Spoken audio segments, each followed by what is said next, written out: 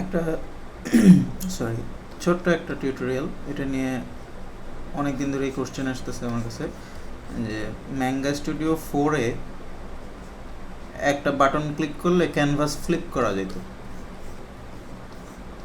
Clip স্টুডিওতে ওই বাটনটা কোথায়? তো আর্টিস্টরা যখন কাজ করে তখন দেখা যায় কি একই জায়গায় কাজ করতে করতে করতে করতে হয়তো একটা চোখ ছোট এঁকে ফেলছে, একটা চোখ বড় এঁকে ফেলছে, কিন্তু এক ধারসে কাজ করতে করতে ওইটা সে খেয়াল করতে পারতেছে না। তো ক্যানভাস ফ্লিপ করে নিলে তখন ভুলগুলা চট করে চোখে ধরা পড়ে।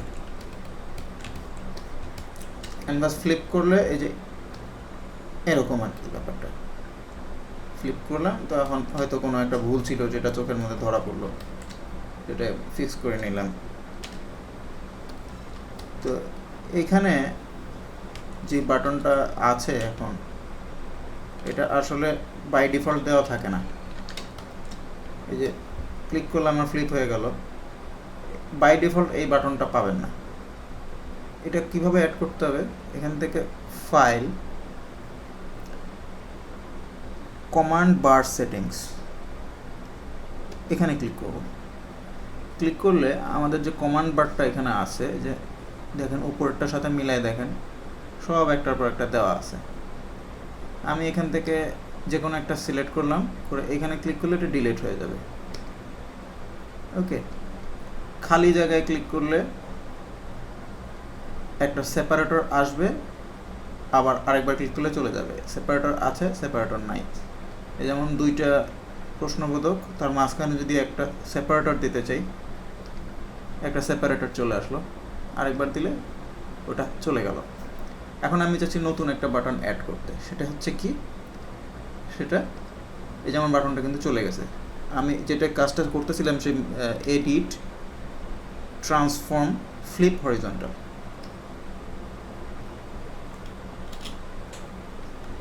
বা এখান থেকে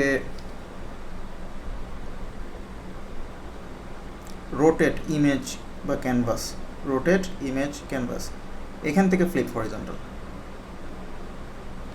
তাহলে আমার জিনিসটা আছে কোথায়? এডিট মেনুতে, রোটেট ইমেজ ক্যানভাসের আন্ডারে। এখন আমি আবার চলে যাচ্ছি ফাইল, কমান্ড বার সেটিংসে। এখান থেকে আমি নতুন একটা বাটন অ্যাড করব। কিভাবে করব? আমি এখানে এই যে আমার এডিট মেনু আছে, এডিট মেনুর নিচে আস্তে আস্তে যাব, এখানে আছে কি রোটেট ইমেজ ক্যানভাস, এটার ভেতরে যাব। এখানে আমার আছে ফ্লিপ হরিজন্টাল। এই ফ্লিপ হরিজন্টাল বাটনটা আমি জাস্ট অ্যাড করে দেবো, দিলেই এখানে যে চলে আসছে। এটার আইকনটা এমনই থাকবে, এটা কিছু করার নাই। আইকন চেঞ্জ যতদূর জানি যে করা যায় না, এটাকে আমি লাস্টে দিয়ে দিচ্ছি। লাস্টে এটাকে দিয়ে, ও আচ্ছা, এখান থেকে আইকন চেঞ্জ করার অপশন আছে, import external file and change icon of selected command. তার মানে আমি যদি একটা আইকন বানায় রাখি সেটাও করতে পারবো, সেটাও করবো একটু পরে আমরা। তো এই আমাদের হয়ে গেল কিন্তু সেটিং করা। এখানে আমরা একটা সেপারেটর দিয়ে দিলাম, দিয়ে ওকে। এখন আমরা এখানে ক্লিক করলে, এবং এই যে বাটনটা, এই বাটনটা কখনো চলে যাবে না। এটা যতবারই আমি ক্লিপ স্টুডিও ওপেন করব ততবারই এই বাটনটা থেকে যাবে। ওকে, এখন আমরা যদি আইকন, অন্য একটা আইকন দিতে চাই, আমি একটা নিউ ফাইল নিই, যেটা হবে ধরেন 100 pixel by 100 pixel 722 dpi।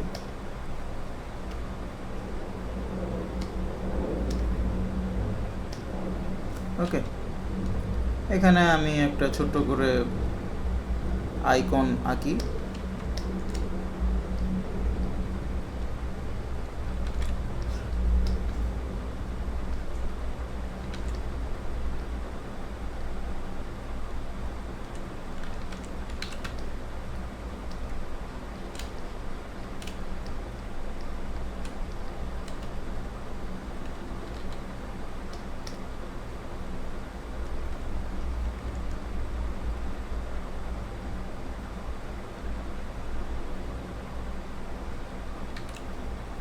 Just বেশি কিছু করার দরকার নাই, এটাকে কপি করলাম, এটাকে এখান থেকে ফ্লিপ করে দিই।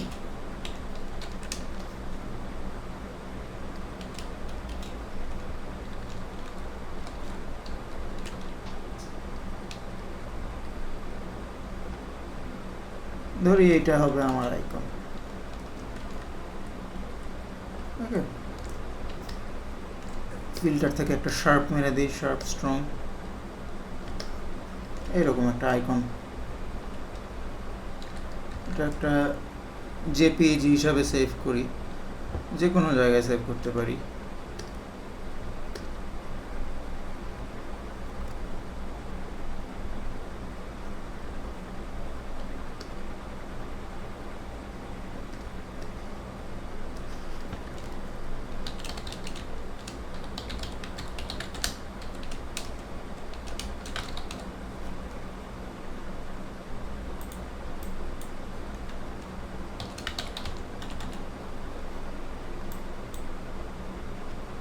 ওকে, এবার আমি আবার আমার সেই সেটিংসটায় চলে যাব, কমান্ড বার সেটিংস, এবং আমার যেটা আইকন চেঞ্জ করা দরকার এটাতে ক্লিক করে এখন আমি চলে যাব আমার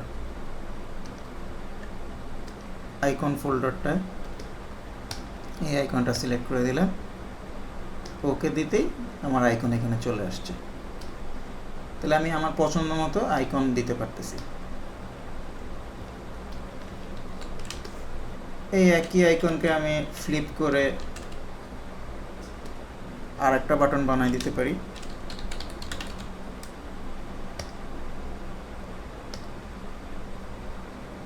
তারপরে আমি আরও একটা বাটন অ্যাড করব, সেটা হচ্ছে edit rotate image canvas flip vertical. Add বাটনটাকে আবার সবার লাস্টে দিয়ে দেব, এবং এটার জন্য আইকন দেব আমার নতুন আইকনটা। ওকে দিতেই আমি আরেকটা পেয়ে গেলাম বাটন। ওকে, খুব সিম্পল, আমাদের ইউআই খুব ইচ্ছা মতো আমরা এডিট করতে পারতেছি। এবং আমি যদি চাই আমার পুরা ইউজার ইন্টারফেসের সেটিংস আমি কপি করে সেভ করে রাখতে পারি, সেটাও এখনই আমি দেখাচ্ছি। যেটা করতে হবে আমাদেরকে,